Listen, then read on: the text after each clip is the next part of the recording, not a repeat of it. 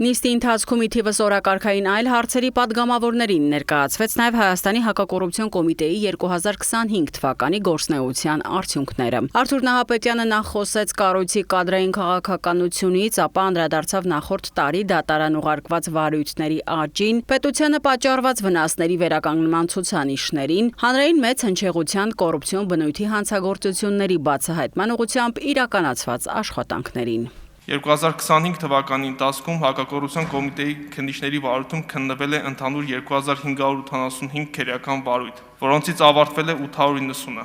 Ավարտված վարույթներից 273-ը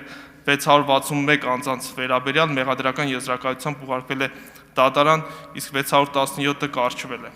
Ընթացքը լուծված քերեական վարույթներից 124-ը քննվել են 2-ից 7 տարի ժամկետում, իսկ 219-ը 1 տարի ժամկետում։ Նահապետյանը համեմատական կարգով ներկայացրեց 24-ին եւ 25-ին քննված վարույթները։ Հաշվետու տարում դրանց թիվը 24-ի համեմատ 296-ով ավել է եղել։ Նախորդ տարի էլ 41-ով աճել է ավարտված վարույթների թիվը։ 2025 թվականի ընթացքում մեղադրական եզրակացությամբ դատարան ուղարկված քերեական վարույթներով դատի է տրվել ընդհանուր 298 հանրային